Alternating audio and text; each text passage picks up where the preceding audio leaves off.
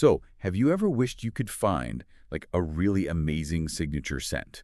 Or maybe just enjoy those luxurious fragrances without, the huge price tag? Yeah. Well, today we're looking at something pretty cool. It's this blog post I found on 420formulator.com. You might know the site already. It's honestly an amazing resource for skincare formulators. And yeah, cannabis stuff too. What's really interesting is the guy behind it, Mike, actually trained as a perfumer, like properly trained in London and Bangkok. So this isn't just some random advice. No, definitely not. He's got real credentials. And I think our plan today is basically to pull out the best bits from his blog post about making essential oil perfumes. We want to show you how, well, surprisingly simple it can be to create these beautiful, natural scents that are inspired by some really famous perfumes. Yeah, inspired is the key word there, isn't it? Absolutely. It's Cool. crucial. He makes a point of saying this isn't about making exact copies or dupes. It's more about capturing the vibe, the feeling of those iconic scents using natural essential oils. It's like a creative interpretation. I like that creative interpretation. It respects the original but does something new. Yeah. Okay, so when you smell those big-name perfumes, they often have this way of changing over time, like layers unfolding. How does that actually work? Right, that complexity comes down to something called fragrance notes. It sounds technical, but the concept is actually quite elegant. Think of it like layers. You have three main layers. First up are the top notes. Okay. These are the first things you smell. They're usually bright, fresh, maybe citrusy. Think green mandarin, sweet orange, lime, grapefruit. They grab your attention straight away. Ah, like the opening hit.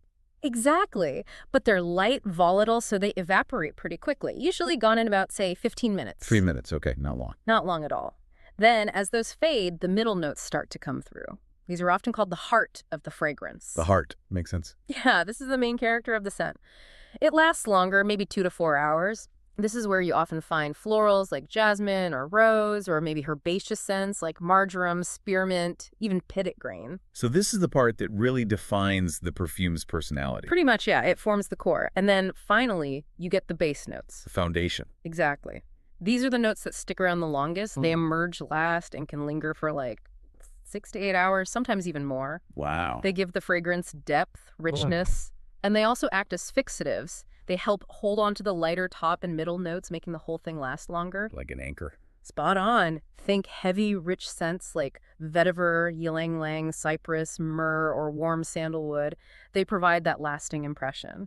That whole structure, top, middle, base, makes so much sense now. It's like building something carefully. Now, the blog does mention this art of blending idea. He talks about using shot glasses to experiment with ratios. That's kind of fun, actually. Oh, it does. It's a really accessible way to play around, isn't it? You can mix a few drops, see what happens, tweak it. It removes that feeling of like needing a chemistry lab. Totally. Yeah. Get you hands-on with how the oils work together. But the really helpful part is, after explaining that experimental side, he then gives you these 10 fully formulated blends ready to go. Ah, so you can experiment if you want, or you can just use his expertise and jump right in. Precisely. It saves a lot of trial and error if you just want to create something lovely without, figuring out all the ratios yourself. That's brilliant.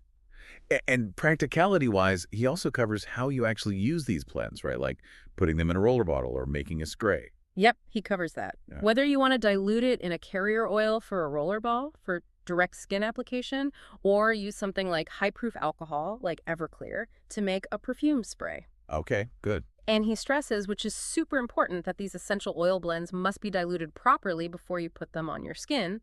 But don't worry, all the dilution info, the methods, it's all laid out clearly on the website. Plus, he gives guidance on finding good quality essential oils, which is, well, fundamental. You need the good stuff for this. Right, quality matters. Okay, this is the part I'm really excited about, the blends themselves. Seeing how he takes inspiration from these massive, iconic fragrances and translates them using just essential oils. It's not copying, it's capturing an essence. Let's look at some of them. What's first?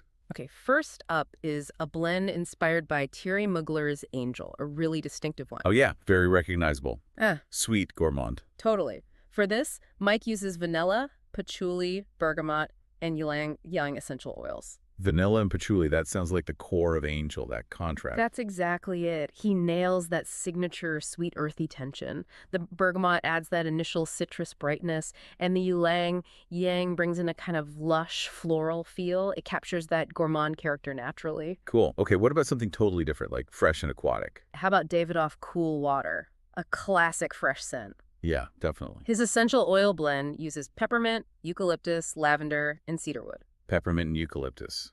I can almost smell that invigorating, watery feel already. Right.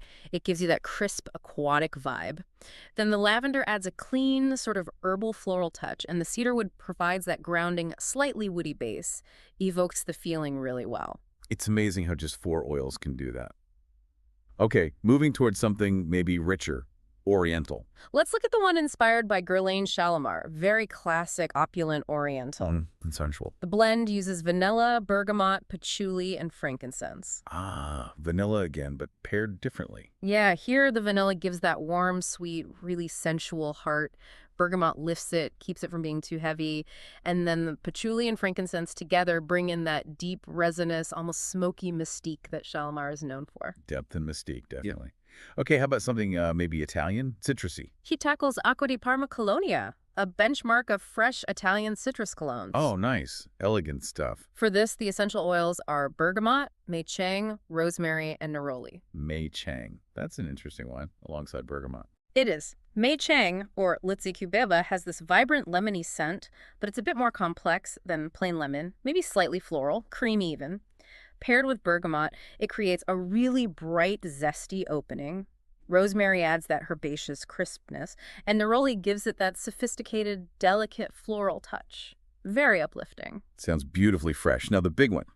Chanel #5. How do you capture that icon with essential oils? It's ambitious, right? His blend aims for that timeless elegance using ylang ylang, jasmine, rose, and sandalwood. Okay, a classic floral heart. Exactly. It's leaning into that famous floral bouquet, the richness of ylang ylang, the opulence of jasmine, the romance of rose, and then the sandalwood provides that essential warm, creamy, woody base that gives #5 its sophisticated depth and longevity.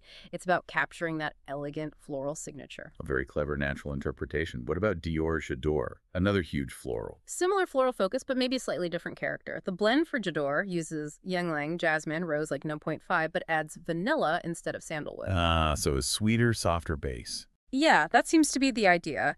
Still that lush, rich floral heart from the ylang ylang, jasmine, and rose, but the vanilla adds a touch of soft sweetness and warmth to the base. Think more overtly radiant and maybe a bit more modern floral. Interesting nuance. Yeah. Okay, let's switch it up. Something darker, maybe more modern. Tom Ford Black Orchid. Yep, he goes there too. It's described as dark, sensual, mysterious. The essential oils are patchouli, ylang ylang, black pepper, and vanilla. Patchouli again, but with black pepper this time. Spicy. Exactly. The patchouli provides that deep, earthy, almost dark foundation. Ylang ylang brings a very rich, heady floral note. Black pepper adds a definite spicy kick, a bit of warmth and edge, and the vanilla smooths it out with some sweetness. It aims for that complex, intriguing, slightly shadowy vibe. Sounds complex and captivating. How about something green and fresh, maybe for men, like Creed Green Irish Tweed? He has one inspired by that too. The blend uses lemon, peppermint, lavender, and cedarwood. Lemon and peppermint. Sounds very crisp. It is. Very fresh, green, invigorating opening. The lavender adds that classic fougere-like herbal cleanness, and the cedarwood provides a refined, woody base. It captures that feeling of a walk through the fresh, green countryside. Nice. Okay, 2 more. How about something spicy and exotic, like Yves Saint Laurent Opium? Ah, another bold classic. The blend for this uses cinnamon, clove, jasmine, and vanilla. Cinnamon and clove, okay, definitely spicy. Absolutely, right into that warm, spicy oriental territory. The jasmine adds a touch of floral sweetness to balance the spice, and the vanilla provides that warm, comforting, slightly powdery base note common in orientals. Very rich and evocative. Sounds intense. And finally, is something maybe lighter, more unusual, like Hermès Saint Jordan sur le Nil. Yes, that one's known for being quite unique. Green, fruity, watery. The blend uses grapefruit, green tea, black pepper, and geranium. Green tea, that's not a common essential oil. He must mean an absolute or extract. He lists it, yes, likely referring to a green tea absolute or similar extract which can be sourced. It provides that distinctive, slightly bitter herbal note. Grapefruit gives it that bright, almost tangy citrus opening. Black pepper adds a surprising little spark of spice. And geranium offers a rosy floral, slightly green complexity. Aims for that fresh, vegetal, almost river garden feel. Really interesting combinations. It's clear a lot of thought went into translating the idea of each perfume. Definitely. He's identified the key character or accord and found natural ways to express it. And just to remind everyone, if you want the exact amounts for these blends, the step-by-step instructions and his tips on finding quality essential oils, it's all there in detail on the blog post over at 420formulator.com. Yeah, he lays it all out for you. You know, when you think about it, there's something really empowering about creating your own scent, isn't there? Definitely. Using these amazing natural plant ingredients, it's a way to connect with nature, but also a really personal form of expression, crafting something that smells beautiful to you. Totally agree. And if this whole idea of natural formulations has sparked your interest, you really should browse around 420formulator.com. Seriously, besides these perfume blends, he has loads of other free formulations for skincare creams, lotions, all sorts of stuff. Really worth checking out if you're into DIY natural products. It's a great resource. And it leaves you wondering, doesn't it? What amazing scent combination, what new accord is just waiting for you to discover? Maybe playing around in your own kitchen with just a few bottles of essential oils.